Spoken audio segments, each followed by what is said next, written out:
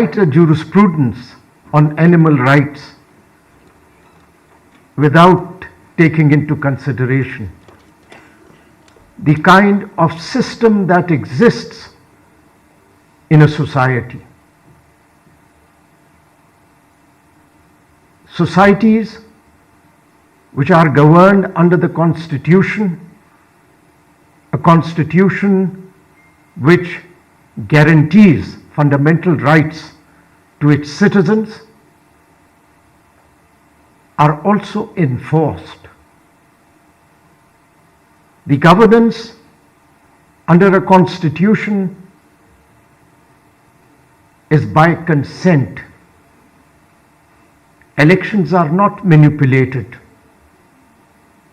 And in such a democracy, rule of law is strong and not weak. And in such a society, you do not find voiceless sections or voiceless classes. Strong states are based on, their strength is based on equality. It is based on enforcement of fundamental rights.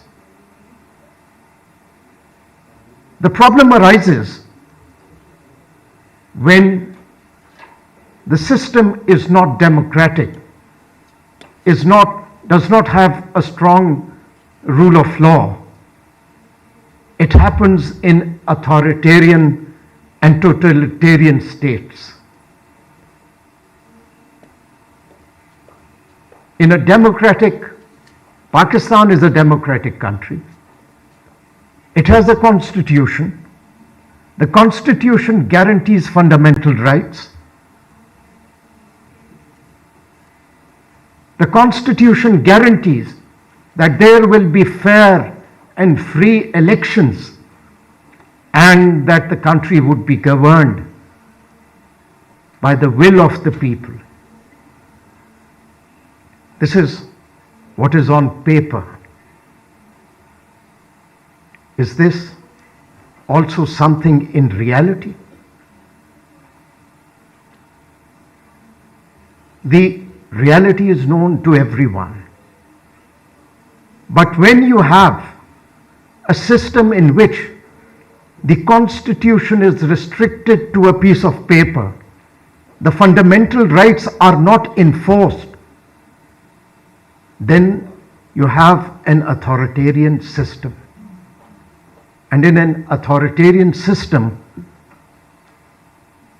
because authoritarian system relies on hierarchies, on status, there is no equality. Even human dignity is subservient to obedience and to order. Immorality is also defined by the authoritarian system. And who suffers the most in such a system? The weakest and the poor, those who do not have a voice. These are symptoms of fragile states and not of strong states. The litmus test of a strong state is to ask a question whether there are any voiceless lives in that society. If there are voiceless voices, and if young people like Hadi Ali Chattha and Iman Mazari, through a judicial order, can be declared as anti-state and terrorist only for raising concerns regarding voiceless people, then you have to ask a question whether we are governed under the Constitution or we live in an authoritarian system. And this was the story of Kawan, the elephant. And I need to give you a background of what had happened, because there were many things which I deliberately did not record in my judgment, because as a nation it would have been embarrassing for us. I was elevated to a high court known as the Islamabad High Court as a judge. Then I served in the same high court for 4 years as its Chief Justice. And I'm humbled. It is not a claim, but it is a matter of record. The independence of a high court is judged by the confidence of people in that high court. In those 4 years, I'm again humbled to say that some fearlessly independent and competent judges were elevated. People from Balochistan, aggrieved people, voiceless people, came to the court and did not leave without the relief. The cases of enforced disappearances start coming to that court, and they all were voiceless people. The only judgment in our jurisdiction relating to enforced disappearances is that from the Islamabad High Court, and that is Myra Sajid's case. The judgment on voiceless prisoners' ordeals also came from that court during that period. And the conditions in which the prisoners, even those who were presumed to be innocent, the way they were treated, they didn't have a voice because that was never highlighted. There were environmental degradation cases that came to that high court. The victims of eminent domain. Islamabad is a federal capital of this country. And none of us today in this hall would know that the palatial houses and buildings that have been built by the elites in Islamabad have been built on lands that were forcibly acquired and taken from those poor people, and they were never compensated. Their compensation since 1960s remained pending. And while the elites lived there, they never had a voice. But the judgment for them came from the Islamabad High Court. Women and children were being abused. But it was the trust and confidence of the people in an independent court that they approached it. And while all this a constitutional court was dealing with, 3 petitions were filed. And I must mention about those unsung heroes. The first petition came from the Wildlife Board, and its chairman. It was regarding refusal by the Capital Development Authority to allow the shifting of a bear from the zoo to the Balkasar sanctuary. The second unsung hero was a medical practitioner, Dr. Umar. He had sought a writ against the government regarding the deplorable conditions in which Kawan the elephant was being held. And the third came from another enthusiast citizen, Miss Faryal, which was regarding the cruel treatment in which stray dogs were killed. These three petitions were clubbed. The difficulty for the court was that there was no jurisprudence. I surveyed the jurisprudence from across the country. By then, the jurisprudence that had evolved was from Argentina, the United States,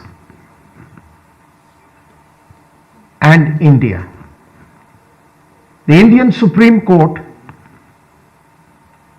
regarding a religious event, had given a judgment and had extended the right to life under their constitution's Article 21 to the animals, in this case the cows. However, later the same Supreme Court recalled that judgment, set it aside. In Argentina, there were two judgments. One was regarding limited rights being granted in case of an orangutan, and the other in case of a chimpanzee. But they had only restricted it to the chimpanzee because they made it relatable to the attributes of chimpanzee with the humans. In the United States, there were judgments regarding chimpanzees, a horse named Justice, and then the classic case was that of Happy,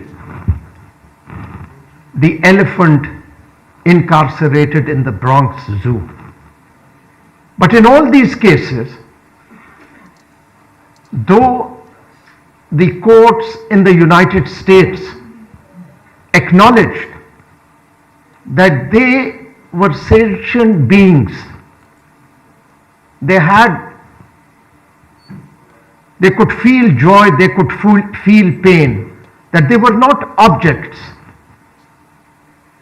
but they didn't grant relief on the ground that under their constitution they were not persons. It is ironic that all the constitutions have been framed in the context of regulating humans and in context of the human rights. It was this personhood which held them back. In our case, though there was only this one petition which related to Kawan the elephant, but I was of a different view. In the background were all those human rights violations that I had dealt with. And I could see how important it was to recognize the rights of the non-human animals. What was the story of Kawan? That is most interesting. In the 1980s, there was a very repressive martial law in this country, ruled by General Ziaul-Haq. I don't know how many of you are aware of the atrocities that and human rights violations that took place then. I don't know whether you are aware of the colony textile mill incident in Multan, where more than 100 innocent laborers who were raising a voice for their demands were massacred. There were students in Sindh, and the Thori Junction incident regrettably is not known to anyone, where students were massacred. An elected Prime Minister was unconstitutionally removed and sent to the gallows, for which the Supreme Court after 40 years regretted. Sir, can I briefly interrupt, sir? Actually, there are time limitations. 3 बजे session खत्म होना था. I'll conclude very quickly. Why I'm explaining this, that the same General Ziaul-Haq made a request to the Sri Lankan government that his child wanted an elephant. 1-year-old Kawan was abducted, and it had all the attributes of enforced disappearance, and brought and kept for a while in the backyard of General Ziaul-Haq's house. And then when Kawan started growing up, a zoo was established. And in that zoo, by the time the petition came before me, there were other 878 non-human animals. And they all were kept in deplorable conditions.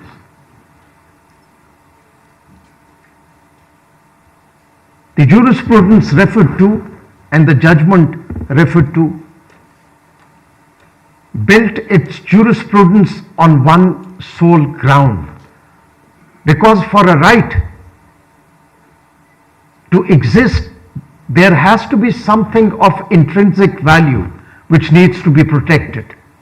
And that intrinsic value, that thing of intrinsic value, was life. And life was not restricted, is not restricted to humans. And that is what gave recognition for the first time across the globe to the rights of animals. And that is not the only judgment. The most difficult part was to implement that judgment. The implementation, because as a judge I had learnt one thing, that the most important thing for a court is to implement its judgment. The then government ironically resisted the judgment. The chairman of the wildlife board who had filed that first petition was removed by the government for supporting the judgment and for refusing to file a review petition. The review petition was filed by a ministry of the federal government, the Ministry of Climate Change. That was the second judgment I had to render. again there was resistance. And the resistance came from everywhere. But the animal rights and this judgment of the Islamabad High Court resonated with the youth. It was the millennium generation, the alpha generation, and the youngest generation who highlighted the judgment and the ordeals on the social media, which attracted the attention of the prominent singer of the United States, Cher. And when she stepped in, the government of Pakistan surrendered. Internationally, it became a news. She was the one who arranged for relocation of Kawan to Cambodia. The two bears were relocated to a sanctuary in Jordan, and all other animals in compliance with the jurisprudence of the High Court were shifted to their sanctuaries. This had never happened anywhere else in the world. And now I'll take a very short, I don't know how many of you have heard about Otter Banga. Has anybody heard about Otter Banga? Can you raise your hand? It's about human history. It's about lives without a voice.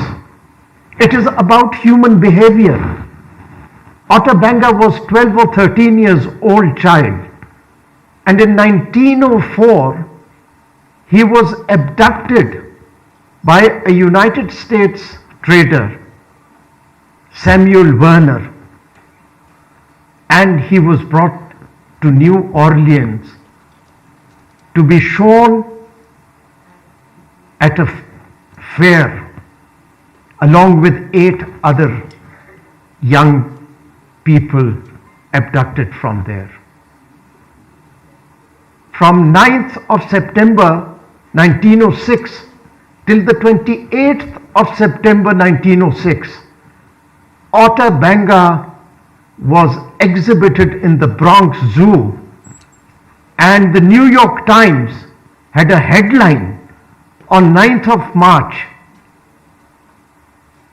inviting people to come and see a human who was being treated as a non-human. Cruelty to animals is a symptom of power without accountability. And that only happens in a society where fear, where oppression, and where there's a lack of respect of human rights. When humans do not have rights, animals are at the lowest rung of power. The entire, I'm grateful to the coordinator. The presentation only speaks volumes for our society. And human rights today, look at, I explained the background of Kawan. In a repressive, authoritarian society, compassion, empathy, and care becomes optional. It is not for the weaker classes. And when the elite act with impunity and its own interest, the most weakest are the victims. And the weakest possessing a life is an animal. We, as a society, have to put an end to normalization of violence. When everyone sees everyday violence against humans, animals do not matter. And what has to put really, it's my generation, whatever damage it could have do to this country has almost, but at least we owe it to the younger people to whom we would be shifting the baton to at least tell them the truth. And why I say that there is normalization of violence, because what happened yesterday to two young lawyers who have been declared as terrorists, this does not happen in a democratic state where we claim that it is governed under the Constitution. Violence is normalized when someone like Dr. Yasmin Rashid, who's 70 years old, cancer suffers because she is a prisoner of conscience. But this has happened throughout our history. We need to learn. And yes, animal advocacy is extremely important. It challenges the authoritarian system. It is non-partisan, but it teaches the citizens in thinking in terms of rights. I am grateful to the coordinator for giving me this time, but we can only move forward. And the day when there are no voices that we can claim to be voiceless, that is when Pakistan will not see any cruelty to animals. Thank you so much.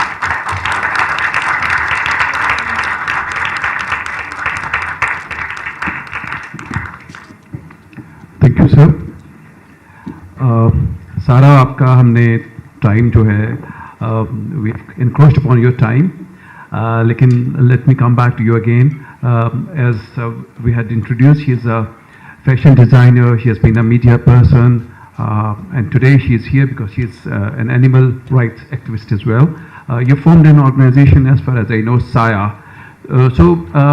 And I would request you to remain focused on animal rights for today. So, क्या है आपकी organisation, क्या करती है, और बताइए सबको, फिर हम उससे कोई क्वेश्चन भी करेंगे आपसे subsequent. Hello. Assalamu alaikum ji, I'm Sara Gandapur, and we formed an organization called Saya Animal Welfare. First of all, I want to begin with saying thanks to ThinkFest for having us, and to Sham Saab, and it has been an honor for me to be on the same panel with Justice Saab. My father was also a justice, and I think, inherited judiciary in my blood, and I owe so much respect and thanks to Justice Saab for making that amazing judgment, giving that amazing judgment that helped Kawan move from Pakistan to Cambodia. Focusing on animal rights has been a passion for me because I grew up with a father and a family that was very close to animals. We were brought up and groomed as animal lovers, and जैसे भी आप अगर कहना चाहेंगे कि हमें हमेशा यही सिखाया गया कि एनिमल्स जो हैं उनमें भी अल्लाह ताला ने रूह फूकी है, so they are as alive as we are as humans.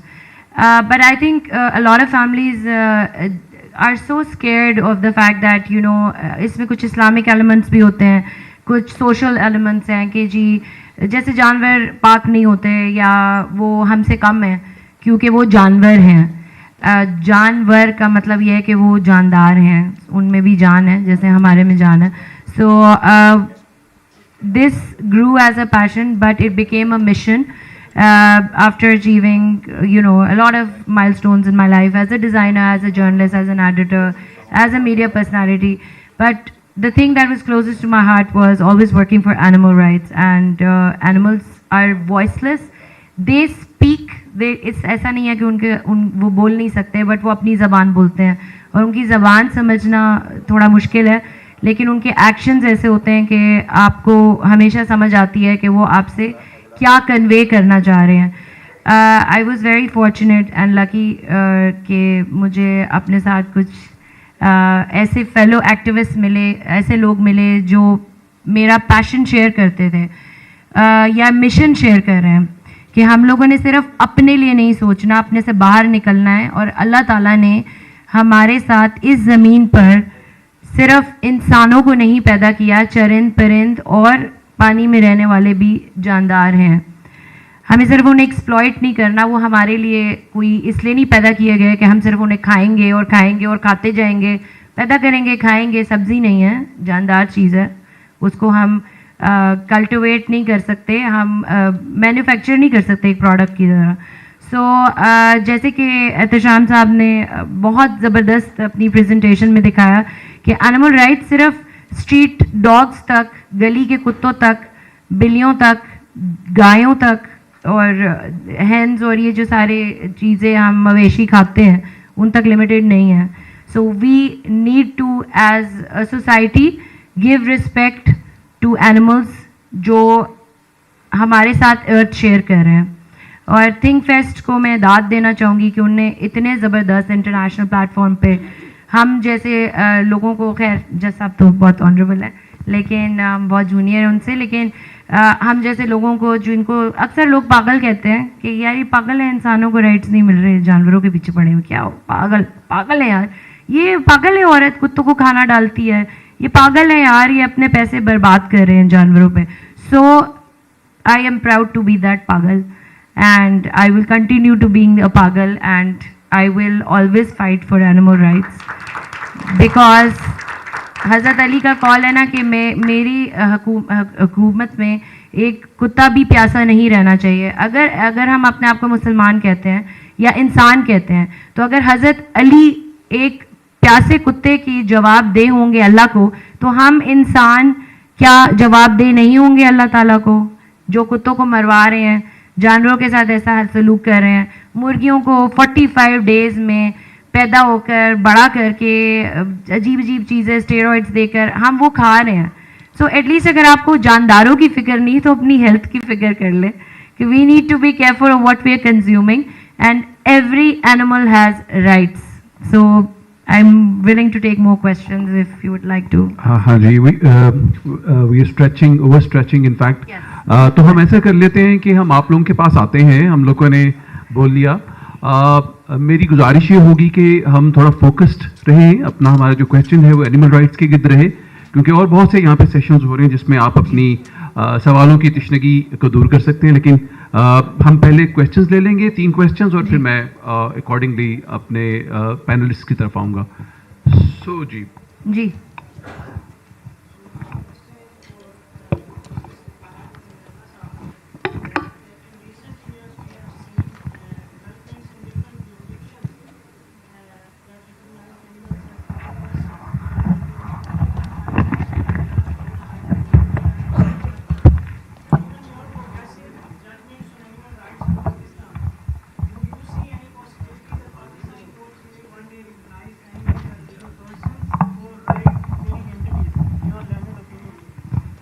Very much.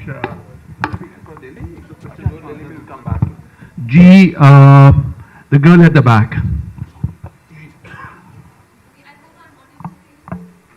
Yes, but please be louder. Okay, so my question was basically from Sir Athar Minallah. Sir, the thing is that, see, you and I, actually it's from all of you, you and I, we are privileged enough to be sitting here and talking about animal rights today. and we can maybe talk about all the things that we think that are missing from our lives, from our society as a whole, right? But the thing is that this talking, in my opinion, is not going to genuinely have an impact on the lives of these animals, because we can learn to be empathetic, but at the same time the people who are using these animals as a means for their living, they are going to keep doing that. And that is not going to be changed until we give them more incentives. The state gives them more incentives, or people like us, we do it for them. We tell them, we give them alternative ways of earning a living, right? So the poultry farms, they are going to keep doing whatever they're doing. And what do you think is a concrete solution to this problem that's happening in the society? Thank you, lady. मुखसिर सवाल जी please. आप बोल दीजिए, हम सुन रहे हैं. Sir, Athar Minallah से मेरा question होगा. सर, मैं कॉलेज में पढ़ता हूँ, वहाँ पे लॉ और बाकी प्रोग्राम्स भी ऑफर होते हैं. अगर वहाँ पे बीएससी फॉर एग्जांपल इकोनॉमिक्स के 3 बच्चे हैं, तो वहाँ पे लॉ के 10 से 15 बच्चे हैं. और मैंने नोटिस किया ये ट्रेंड कि पाकिस्तान में बहुत ज़्यादा बच्चे लॉ कर रहे हैं. मुझे इसके पीछे मोटिवेशन समझ नहीं आती कि इतने बच्चे लॉ क्यों कर रहे हैं, और आप इसको किस तरह देखते हैं. कि जिस तरह मैं देखता हूँ, मैंने तो ये एनालाइज किया कि जितने बच्चे लॉ कर रहे हैं उनका हाल डॉक्टर्स और इंजीनियर्स और इन द अर्ली 2000 जो टेलीकॉम इंजीनियर्स के साथ हुआ था वो होगा, क्योंकि इतने मार्केट में जगह नहीं है इतने सारे लॉयर्स को अकोमोडेट करने की. One and little conversation controversial question, if you would like to comment on that. The 27th amendment. Thank you. पहली बात तो ये कि ये आपका क्वेश्चन एनिमल राइट से रिलेटेड नहीं है, तो अनफॉर्चुनेटली मुझे डिसरिगार्ड करना पड़ेगा. और दूसरी बात ये है कि अगले सेशन के पैनलिस्ट आना शुरू हो गए हैं, इसलिए मैं डिसरिस्पेक्ट नहीं शो कर सकता उनकी तरफ. हम क्वेश्चंस यहाँ पे 2 क्वेश्चंस आ गए. एक क्वेश्चन सर मैं भी पुट अप करूँगा, बड़ा ऐसा क्वेश्चन है जिसका आंसर मुझे नज़र नहीं आ रहा.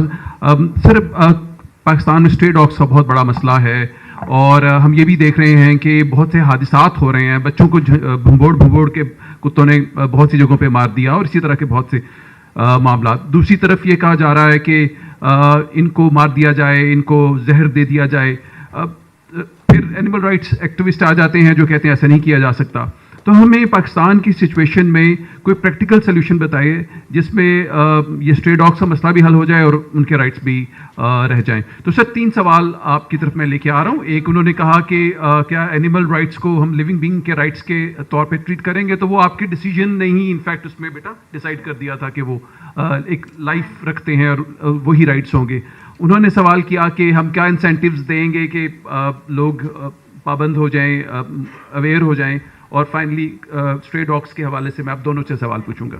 देखिए जी, जहाँ तक स्ट्रे डॉग्स का मैंने अपने उसमें भी बताया, वो जिस जजमेंट का आपने जिक्र किया उसी में उसका जिक्र है. The Islamabad high court held it illegal and against their rights कि अगर उनको किसी भी क्रूअल तरीके से मारा जाए.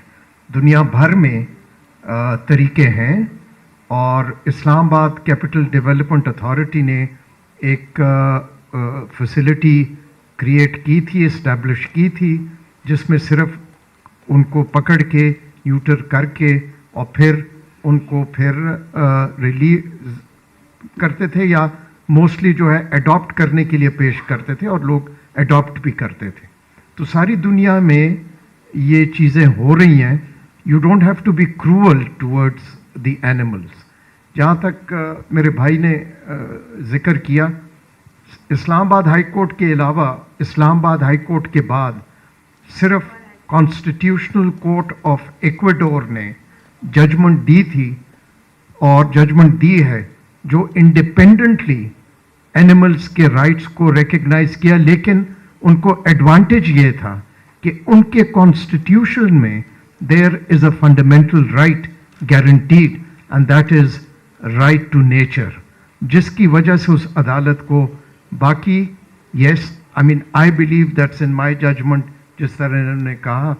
तो देखिए जी, सिंपल सी बात यह है कि जिस माशरे में रूल ऑफ लॉ नहीं होगा, जिस माशरे में ताकत के लिमिट्स नहीं होंगे, जिस माशरे में इम्प्यूनिटी होगी और अकाउंटेबिलिटी नहीं होगी, उस माशरे से आप ना ह्यूमन राइट्स ख़त्म कर सकते हैं और एनिमल राइट्स की बात करना जो है, जिस तरह उस यंग बच्चे ने कहा would only be fashionable.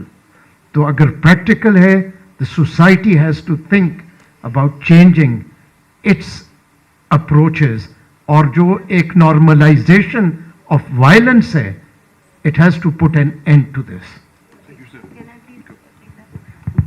हाँ जी, to answer your question, it's not only fashionable. Most of us are working day and night to highlight the cause of working for animal rights. So you can't negate our hard work. There are millions of activists around the world, but in Pakistan, there are leading activists like myself and Aiza Appa, who is also here, who's joined us as well, and many other activists in Islamabad, in Lahore, in Karachi, who are working for this. Incentives तो हम तब देंगे जब हम पहले public को educate करेंगे.